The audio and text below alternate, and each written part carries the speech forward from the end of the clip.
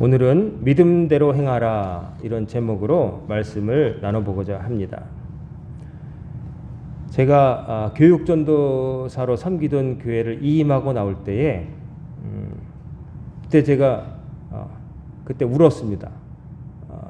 그 작별 설교, 교별 설교를 할 기회를 담임 목사님이 주셔서 이제 설교하는데 울어가지고 설교를 제대로 못했었어요. 근데 이제 거기서 교육 전도사를 이임하고 아내와 더불어 이제 영종도로 첫 목회를 가게 되었습니다. 그때 그 교회 청년 하나가 저에게 선물로 책을 주는 것이었어요. 그래서 무슨 책인가 했더니 이제 제목이 어설픈 부모 밑에서는 자식 노릇하기도 참 힘들다. 제목이 참 길죠. 어설픈 부모 밑에서는 자식 노릇하기도 참 힘들다라는 책을 그 청년이 저에게 선물했어요. 그래서 일단은 받아들고 이제 읽지 않다가 나중에 이제 영종도에 들어가서 이제 이삿짐 꾸리고 설교 몇 번 하고 정리가 됐을 때 한번 꺼내 읽어봤죠. 그랬더니 그 저자가 지리산 청학동에서 훈장하는 사람이 그 책을 쓴 겁니다. 지금은 좀 덜하지만 한때 그 청학동에 애들 보내는 게 유행인 적이 있었어요. 애들에게 예의 범절을 좀 가르치고 하도 집중력이 없고 산만하니까 그런 데를 보내는 거죠. 거기서 막 인사하고 또 책상다리도 하고 무릎도 꿇고 밥 먹을 때 예절도 갖추고 이런 것들 좀 배우라고 보내는데 거기서 훈장을 하는 사람이 그런 책을 썼는데 그 책에 그 재미있는 에피소드가 있어서 아직도 기억이 나요. 벌써 20년도 넘은 것인데 아직도 기억나는데 그런 내용이 있더라고요. 구한말 대한제국 때에 우리 조선의 한학자, 사서삼경을 이렇게 가르치는 한학자가 일본에 가서 일본의 학생들에게 그 한학을 가르치게 되었대요. 일본 사람들의 특징은 여러 가지 있겠지만 뭐든지 자기들보다 앞선 사람에 대해서는 인정을 해주고 배우려고 한다는 그런 자세가 있어요. 그게 어떻게 보면 약자한테는 강하고 강한 자는 약하게 구는 그 비굴함으로 보일 수 있지만 그러나 어떻게 보면 어쨌든 나보다 더 위에 있는 사람을 인정하는 문화가 있어요. 일단 그것이 인정되면 어떤 사람 앞에서도 머리를 숙이고 배우는 그런 게 있단 말이죠. 그래서 서양을 배우려고 빨리 문호를 개방하고 서구 열강을 따라잡으려고 제일 먼저 앞서 나갔죠. 그 과정에서 좋지 않은 것도 같이 배워가지고 약소국들을 식민지화하고 침탈하는 것도 배웠지만 그러나 서양의 앞선 문물을 야 우리 게 훌륭한데 뭐 배울 게 있어 그런 게 아니라 배워야 한다. 안 그러면 망한다 하는 생각을 일부 지식인들이 하고서 배운 거죠. 그래서 옛날부터 우리나라 그 한학자들이 혹은 우리나라에 뭔가 알고 있는 사람들이 일본에 가서 많이 가르쳐주고 전해주기도 했었죠. 불교를 전해준 것도 우리나라고 또 여러 가지 제지술이라든지 기타 여러 가지를 전해줬다고 하죠. 자 그런 풍토가 있어서 그런지 그 일본에 가서 이 한학자가 그 일본인 제자들을 가르쳤대요. 근데 그 소학이라고 하는 유교 경전 중에 하나를 가르치게 됐는데 열심히 제자들이 배웠답니다. 배우는데 일본 제자들 마음속에 이런 생각이 들었대요. 드러내놓고 말을 못했지만 스승님은 참 그 좋은 말씀을 가르쳐 주시고 이 조선이란 나라가 우리보다 참 여러 가지로 중국의 문물을 먼저 접하고 우리보다 앞선데 왜 지금 우리나라보다 못 살고 이렇게 어떻게 보면 자기 나라에 당하고 살지 이런 생각이 자연스럽게 들었다는 거죠. 근데 어떻게 그런 말을 하겠어요. 그러면서 질문을 못하고 그냥 배웠답니다. 근데 어느 날 그 소학을 배우는데 거기에 이런 게 있었대요. 누군가의 방에 들어갈 때 방문이 열려 있거든 열어놓은 채로 들어가고 또 닫혀 있거든 닫으면서 들어가고 뒤따라 들어온 사람이 있으면 반쯤 열어놓고 들어갈지니라 이런 구절이 있었대요. 이제 그 열려 있으면 그 집 주인이 열어놓은 이유가 있다는 거죠. 그러니까 내 마음대로 닫는 게 아니에요. 열어놨으면 들어갈 때도 열어놓은 채로 들어가고. 근데 닫혀 있으면 닫아놓은 또 이유가 있을 거라고 생각하고 들어가면서 이제 닫아놓고. 그런데 나 혼자가 아니라 내가 먼저 가고 내 뒤에 오는 사람이 있으면 배려해서 반쯤 열어놔서 그 사람이 닫힌 문에서 쾅 닫고 들어가서 못 들어가게 하지 말고 반쯤 열어놔라. 이제 어떻게 보면은 사회생활의 에티켓이죠. 그런 구절이 있었답니다. 그러면서 일본인 제자들이 잘 배웠답니다.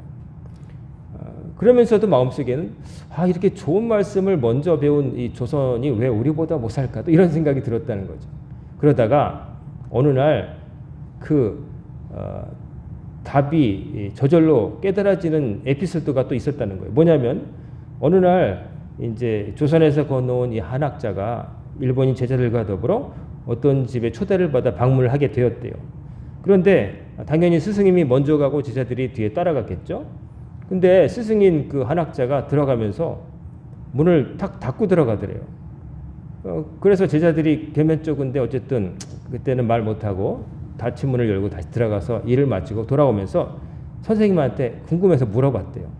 저 선생님, 뭐냐?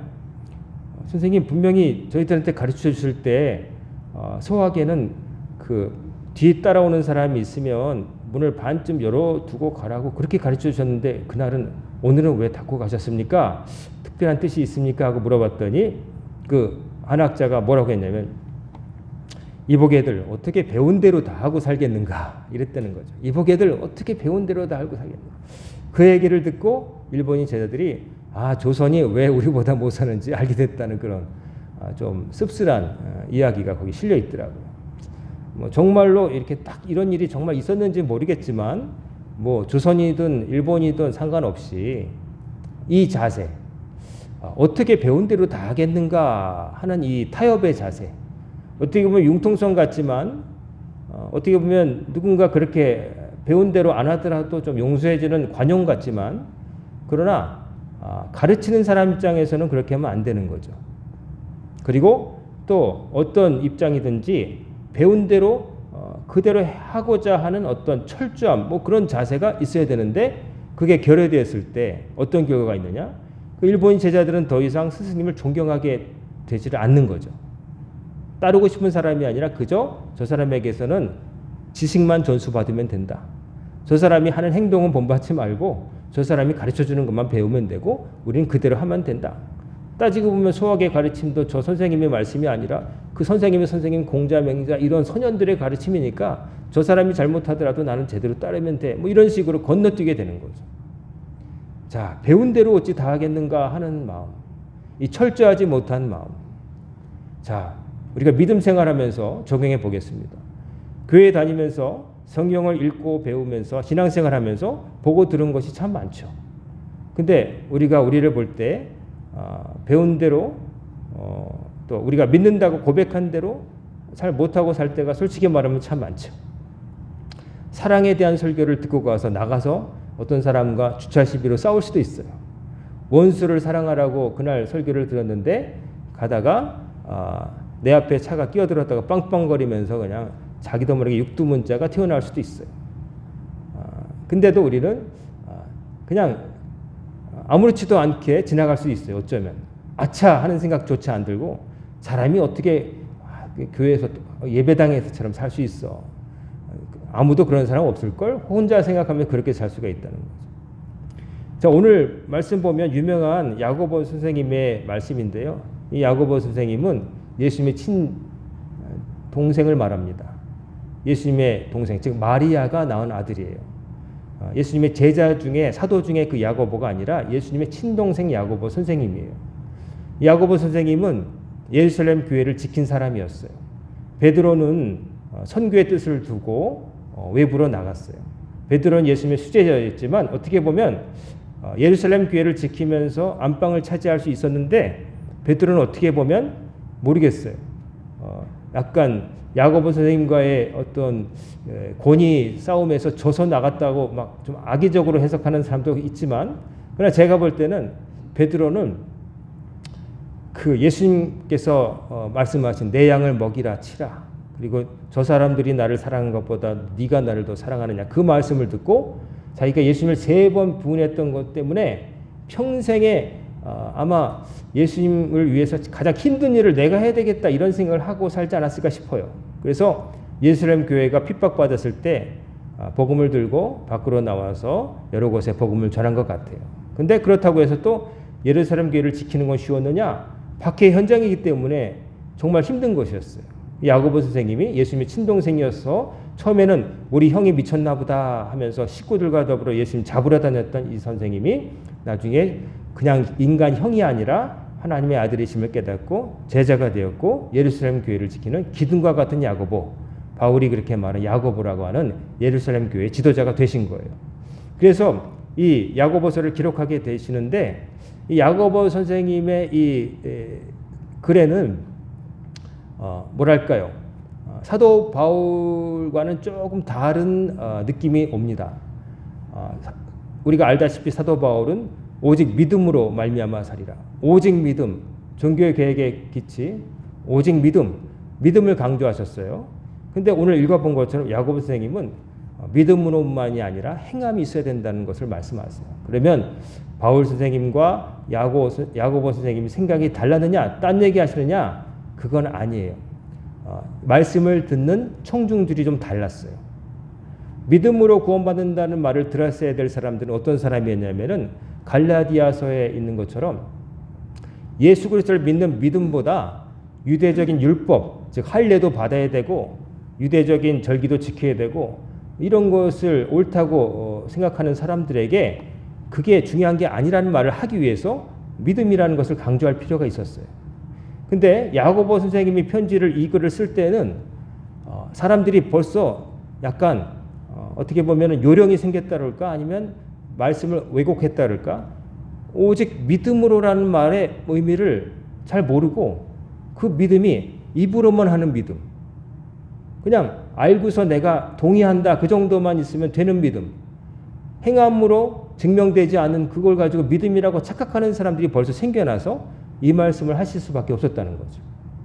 어떻게 보면 오늘날 21세기 우리 한국교회 특별히 한국교회는 오직 믿음으로라는 말보다 행함이 없는 믿음이 진짜냐라고 묻는 이 야고보 선생님의 말씀이 더 경종을 울릴 수 있다는 거죠.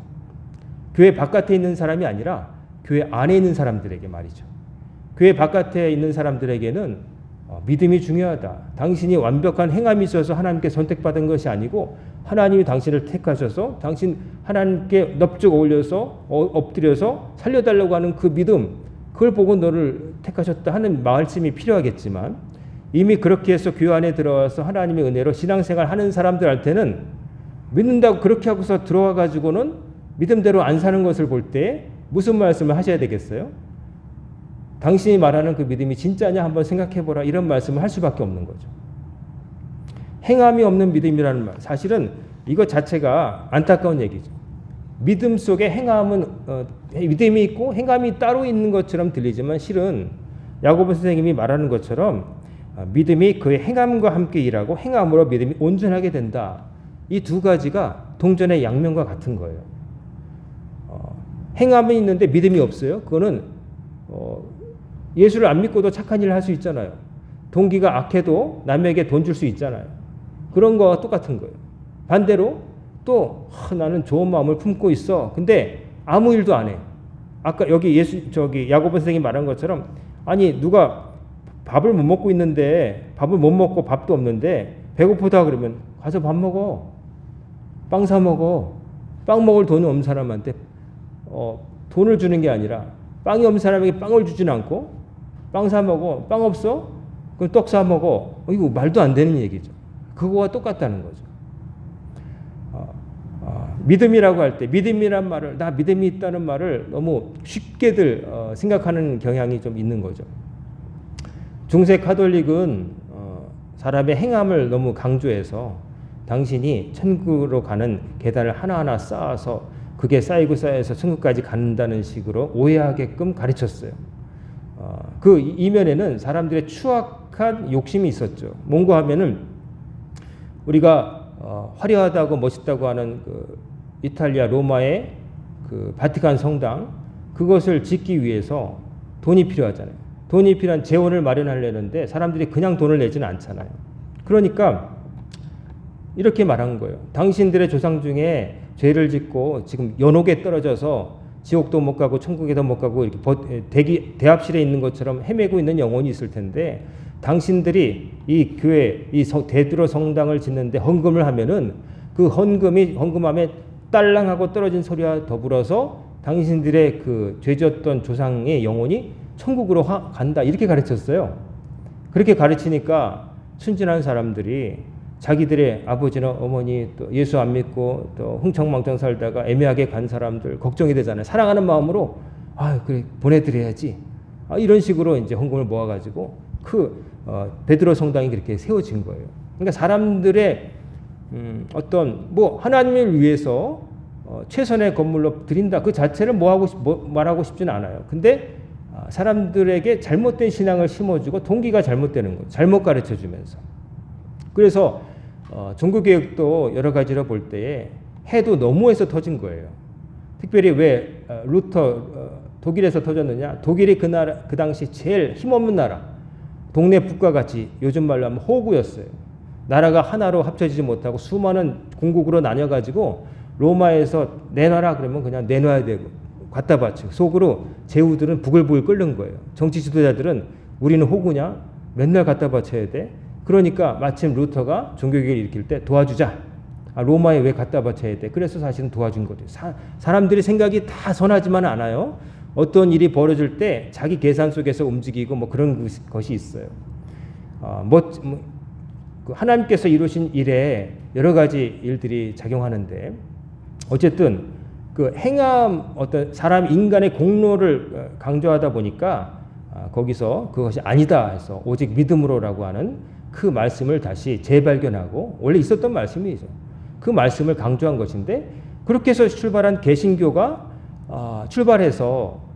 출발하게 되는데 어느 순간인가 이 구원, 믿음으로 구원받는 것에 대해서 사람들이 그것이 번역도 좀 잘못했는데 값 없이 주는 구원이라고 했어요. 값 없이가 아니라 너무 고귀하지만 우리가 지불한 바가 없다는 뜻으로 한 건데 그게 그냥 공짜로 나눠주는 프리티켓이라고 생각을 하는 거예요.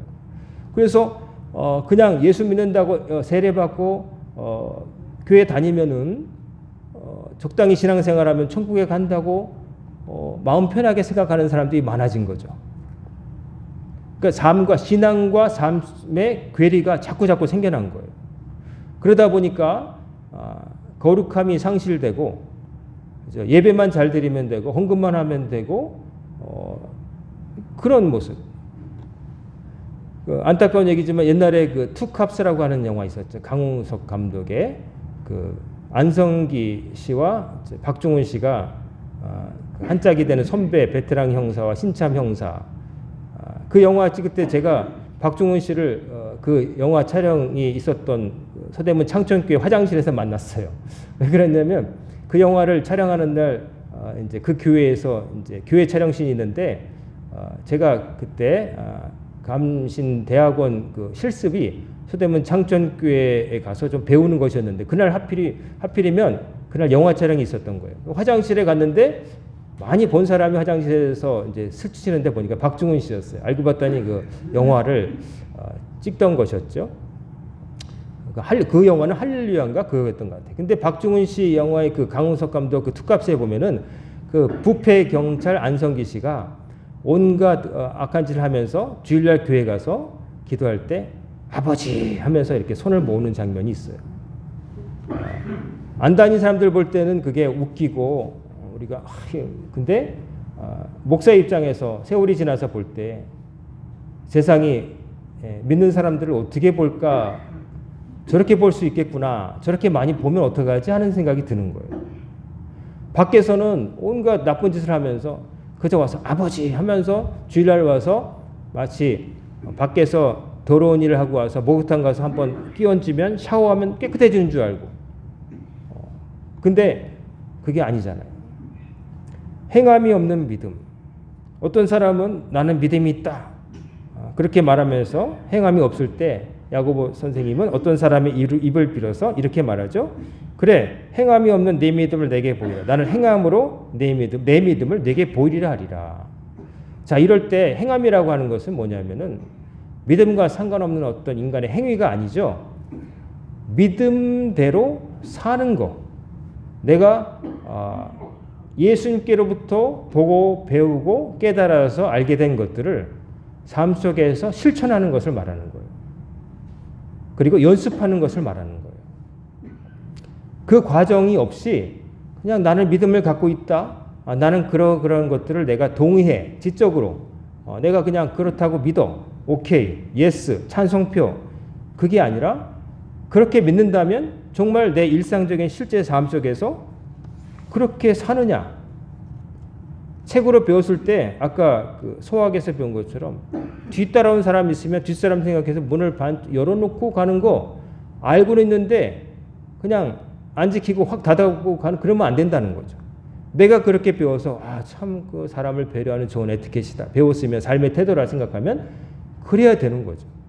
근데 우리가 삶 속에서 이런 생각하는 거죠. 아까 그 이름 모를 그 한학 선생님 말한 것처럼 어떻게 믿음대로 다 살 수가 있어. 애초부터 이렇게 생각하고 산다면 그 믿음이 정말 믿음이 될까?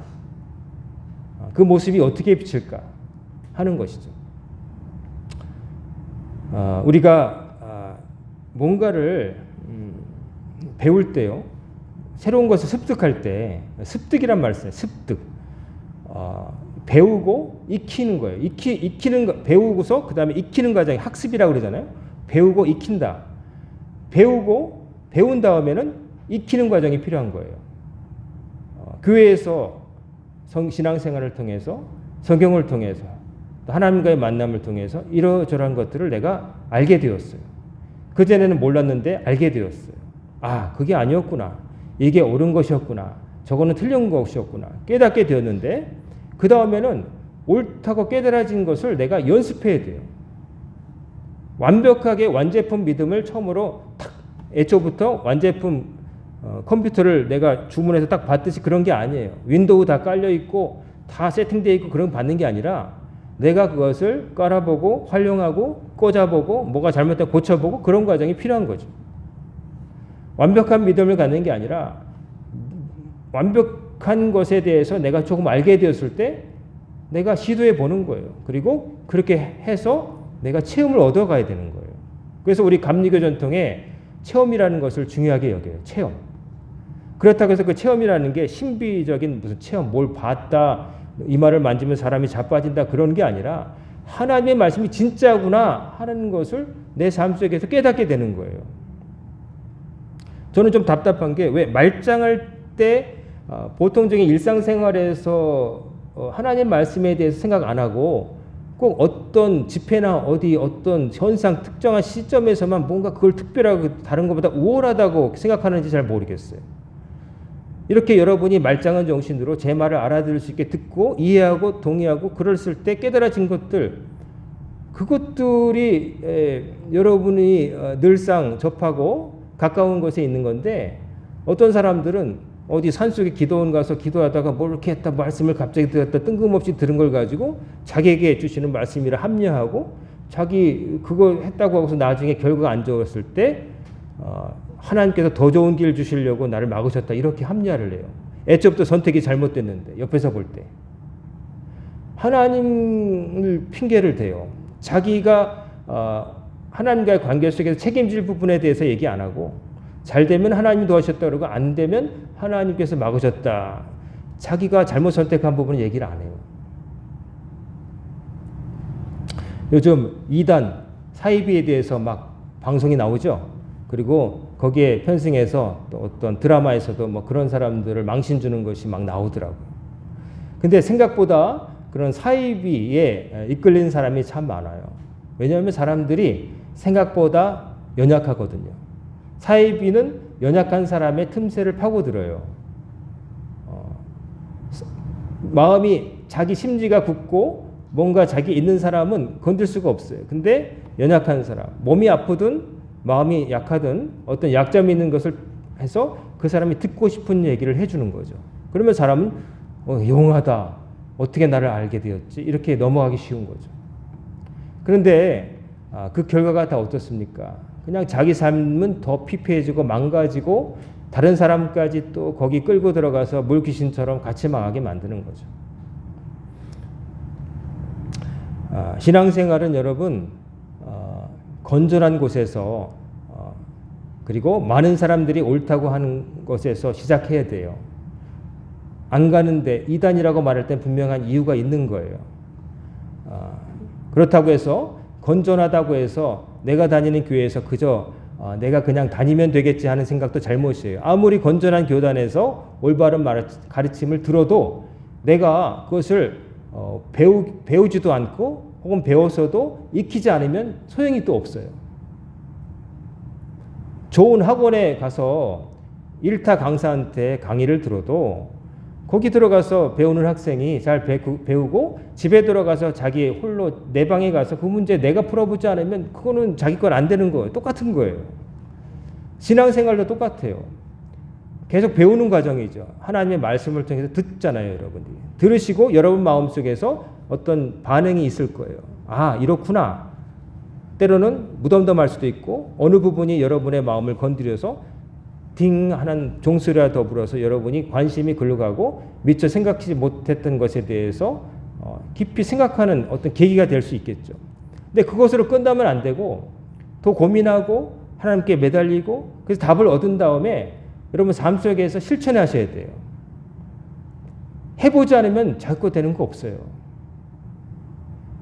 요즘 학생들이 그 손으로 써서 뭐 하는 거 되게 싫어하죠. 저도 이제 키보드에 익숙해서 이제 손으로 쓰는 게 없어가지고 글을 쓰면 막 글씨가 개발쉐발이 돼요. 제 이름 사인하는 것 외에는 하다못해 그 축의금에 축 결혼이라고 쓰는 것도 이제는 쓰는데 손이 막 흔들리는 거예요. 안 써버릇하니까. 근데 사람이 손으로 뭔가를 배우고 자기 손으로 배운 것을 이렇게 컴퓨터로 말하면 아웃풋, 내가 배운 것을 내가 머릿속을 거쳐서 내가 이렇게 이해했다라고 한번 내 손으로 써보는 거, 이것만큼 기억에 남는 건 없다고 그래요. 실제로 뇌과학자, 학습 이론자들이 다 그 얘기를 해요. 그건 뭐냐면은 그냥 머리로만 듣고 귀로만 듣고 하고 보는 게 필요한 게 아니라 내가 해봐야 된다는 거예요. 내가 어떻게 이해했는가. 손으로 쓰는 것처럼 삶 속에서 배운 대로 믿음대로 해봐야 되는 거예요. 그러지 않으면 백날 들어도 그냥 아는 거예요. 믿음이라고 혼자 생각할지 모르지만 정말 믿으면 그걸 신뢰하고 그것에 따라 생각하고 판단하고 처신해 봐야 돼요. 정말 옳은가? 여러분에게 의심을 가지라는 게 아니라 정말 옳은가 시도해 보시란 말이에요. 그래서 확실하게 되면 그 다음부터는 절대 흔들리지 않아요. 해봤으니까. 당신 해봤어? 라는 말 앞에 해봤어? 라고 말하는 것보다 자신 있는 대답은 없는 거죠. 당신 해봤어? 안 해봤는데 그냥 책에 그렇게 써 있어. 이런 말하고 해봤어? 그럴 때 그래 해봤어. 그러면 더 이상 할 말이 없는 거예요. 해봤어. 제가 작년에 그 성지순례 이스라엘을 가봤잖아요. 그 전에 한 번도 못 가봤기 때문에 마음속에 예수님에 대해서 가르치고 말하는 내가 예루살렘에 한 번도 못 가고 예루살렘 도성이 어떻고 저떻고 뭐 신루함이 어떻고 말할 때마다 항상 마음에 빚이 있었어요. 근데 한번 갔다 오니까 그것을 다 보니까 여러분에게 말씀을 전할 때 자신감이 생겨요. 왜? 거기 가봤으니까. 예루살렘 성벽이 어떤지, 실루함이 어떤지, 여리고성이 무너진 자리가 어떤지 가봤기 때문에, 그 흙을 밟아봤기 때문에 자신감이 생기더라고요. 이제는 그냥 지명 들어도 옛날에는 그런 곳이 있다 그냥 평면 2차원 그림으로 된 지도의 한 점이지만 지금은 가본 곳에 한해서는 거기 그렇지, 언덕이 있고 헤르몬산, 야, 그 더운 나라에 거기는 서늘하더라. 스키장이 겨울에 있더라. 거기서 눈 녹은 물이 흘러내려서 요단강에 흐르고 사해까지 흘러간다. 그것이 눈앞에 뮤직비디오처럼 지나가는 거예요. 가봤기 때문에, 그 흙을 만져봤기 때문에. 별거 아닌 것 같지만 물론 거기 안 가본다고 해서 뭐 하나님의 말씀의 어떤 진리의 그가 뭐 바뀌는 건 아니지만, 그러나 저는 가르치는 사람으로서 또 확실하게 전할 이유가 있기 때문에 가본 거죠. 하나님의 말씀을 여러분 배우잖아요. 배우는데 그걸 행해 보셔야 돼요. 실제로 그렇게 하라고 하셨으면 그렇게 해 보셔야 돼요. 근데 그렇게 안 하는 이유는 뭐냐면 첫 번째는 힘드니까. 예수님의 가르침을 있는 그대로 가르쳤을 때 사람들의 표정이 밝은 게 아니에요. 평안이 있을지어다, 좋은 가르침 여러분에게 이렇게 하면 복이 있습니다. 이런 설교를 하면 여러분이 아멘도 잘하고 얼굴 표정이 밝은데 예수님께서 바리새인들이나 이런 사람들에게 하신 말씀, 그리고 제자들에게 정말로 정색을 하고 진실로라고 하신 말씀을 들려드리면 사람들이 얼굴이 딱 굳어버려요. 왜 그럴까요? 감당하기 힘들다는 생각이 벌써 드는 거예요. 전하는 저도 이렇게 다 전하면 다 도망가지 않을까 이런 생각이 들 정도로. 근데 예수님의 가르침은, 예수님 뭐라고 하셨냐면 십자가라고 그랬어요. 누구든지 자기를 부인하고 자기 몫의 십자가를 지고 따라오지 않는 자는 내 제자가 되기에 마땅하지 않다라고 말씀하셨어요. 그러니까 예수 믿는 것은 나 편하자고 믿는 게 아니에요. 출발을 잘 생각하셔야 돼요. 처음부터 이렇게 말하면 다 도망갈 것 같지만 예수님은 한 번도 당신의 말씀에 사탕발림을 하지 않으셨어요. 너희가 선택해라. 나 따라오는 길은 가시밭길이다. 너 나 따라온다 그랬지? 나 따라오면은 여우도 굴이 있고 그런데 나 따라오면 갈 데도 없어. 그래도 따라올래? 그러고도 따라오겠다면 너 진짜다. 그러니까 너 재산 있어? 재산 다 사람들 나눠줘. 나 따라와. 근심하며 돌아갔어요. 예수님은 사람을 모집하러 다니지 않으셨어요. 내를 따라올 사람이 있으면 따라와. 이런 길이라고 처음부터 제대로 가르쳤어요. 저는 예수님의 가르침이 옳다고 봐요.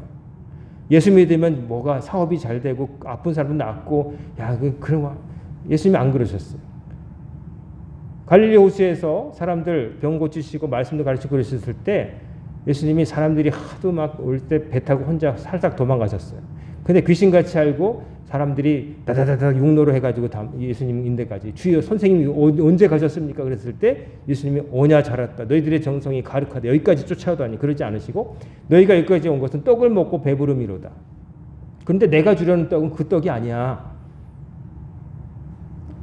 오니까 오병이어의 기적으로 막 물고기 2마리 막 떡 막 생기고 또 병도 막 낫고 귀신도 나오니까 눈에 보이는 혜택이 있잖아요. 사람들이 그거에 열광해서 예수님 쫓아왔어요. 근데 예수님은 그 사람들이 그런 것으로만 만족하지 않고 정말 당신의 말씀으로 이 세상에 있는 동안 다르게 살기를 원하시고 천국을 소망하며 사는 천국 백성이 되기를 원하셨거든요. 근데 사람들의 관심은 자꾸 땅에만 있는 거예요. 예수님의 말씀은 듣고 씩 웃고 그냥 하고 갈 말씀이 아니라 고민하고 돌아갈 수 있는 말씀이에요. 그리고 그 고민을 거쳐서 그래도 따르겠습니다라고 결단한 사람만이 따를 수 있는 길이에요. 그래서 좁은 문이라고 하는 거예요. 그 좁은 문을 통과하려면 많이 버려야 돼요. 이것저것 우리가 비행기 탈 때 이것도 가져가야지 저것도 가져가야지 막 그러지만 무게를 초과하면은 돈을 더 내거나 아니면 가져갈 수가 없어요. 또 가져가서는 비행기에 실으면 안 되는 것을 있으면 공항에서 다 뺏겨요. 다 버려야 돼요. 천국문을 통과할 때도 버려야 될 게 많아요. 갖춰야 될 것보다는 오히려 버리는 게 더 빠를 수 있어요. 버려야 될 것들 중에 제일 중요한 것은 욕심이죠. 우리 안에 욕망이 있어요. 욕망이 꿈틀거려가지고 그건 본능이거든요. 그래서 가만히 두어도 너무나 본능에는 충실하기가 쉬워요. 안 배워도 알아요. 동물들을 길러보세요. 안 가르쳐줘도 지 부모가 떠오르셔서 인간 손에 길리워도 동물로서의 속성이 그대로 나와요. 그건 본능이니까. 주인이 사서 주는 먹인데도 지 거라고 으르렁거려요. 지 거라고 그래요.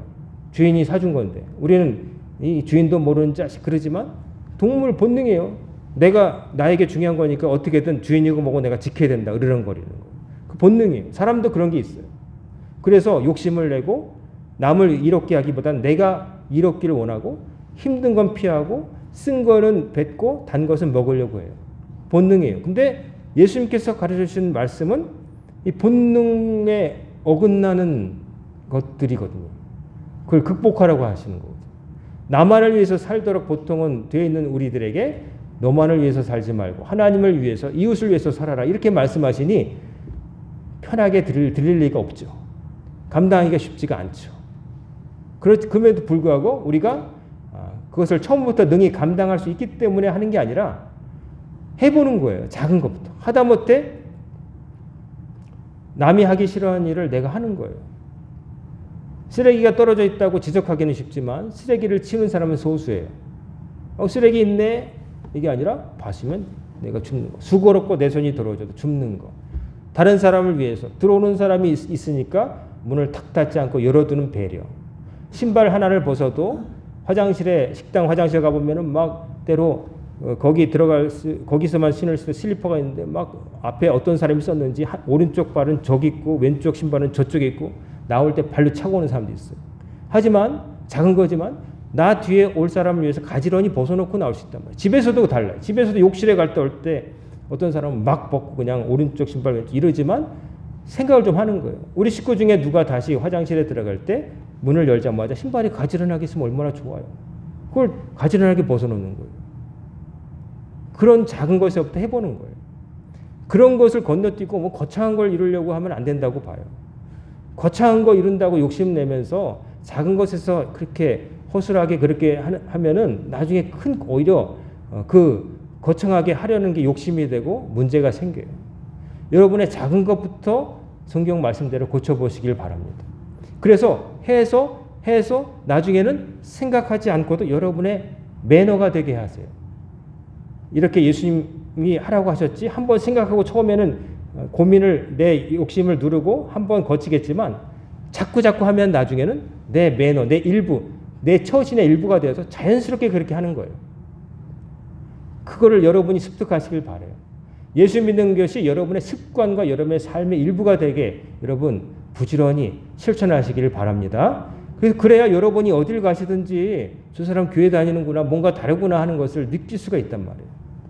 남에게 보이려고 하는 게 아니라 보는 하나님보다 하나님을 믿는다고 말하는 우리를 먼저 보니까 세상 사람들이 우리를 보고 따라올 테니까 그러는 거예요. 다른 사람을 위해서.